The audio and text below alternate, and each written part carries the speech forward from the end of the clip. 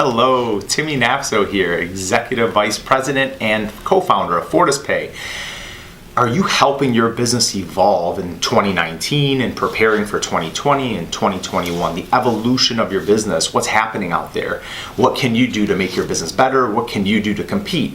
We're watching companies like Kroger really change how they're doing things, and a company at that size to change quickly is quite difficult. And although there's budgets in place and you have so many people working there, you'd expect it to be easier than moving and changing your small or mid-sized business. But in actuality, it becomes much more difficult, right? There's a lot more red tape, there's a lot of piloting going on, there's a lot of testing going on.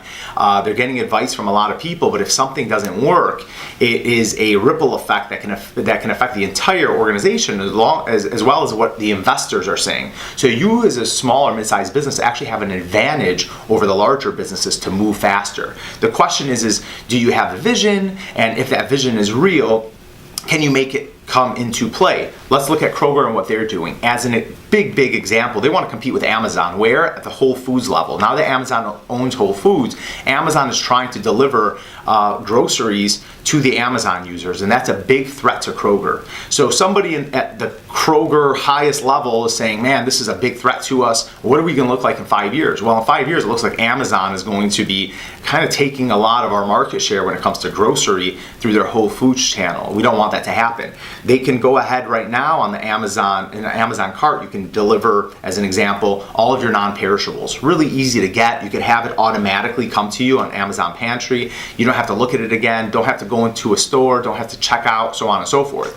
It's still a challenge when it comes to the perishables, right? People still want to pick out their fruit, still want to pick out their meats and produce and their fish and so on and so forth. So still a challenge there, but at the end of the day, what Kroger has decided to do is something very clever. They're saying, look, if we can be faster, if we can move quicker, if we could utilize technology to help the shopping experience, to make it better based on the pain points that people have, can we win in the long run or make sure we compete and stay relevant?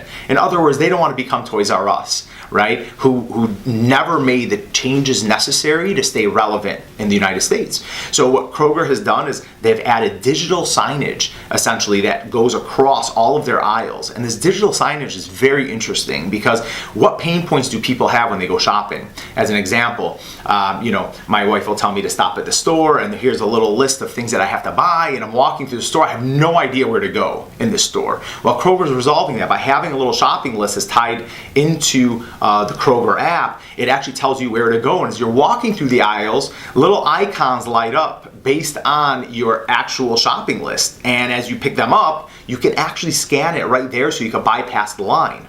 What are they actually covering there? There's two pain points, right? Pain point number one is this concept of I have no idea where to go in the store to find these items.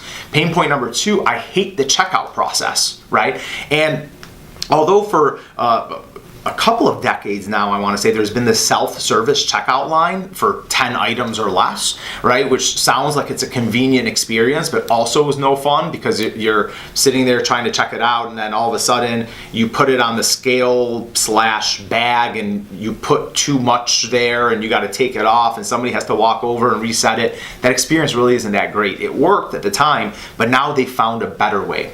In addition to that, what they're doing is they're using advertising on these digital displays so they can update pricing faster. As an example, if there's something happening in a particular area, they're able on the fly to change pricing, update pricing without having to have a physical person go in and start to change and update every single price tag. The speed of change is very important for us as small and mid-sized businesses. How do we change faster to compete, right?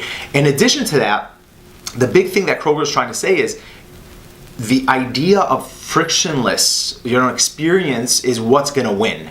And for some people that's online, for some people it's still going to be coming to the store, but you still have to make that experience the best it could possibly be so they want to walk into the store and not dread it. Please comment below, and thanks for listening.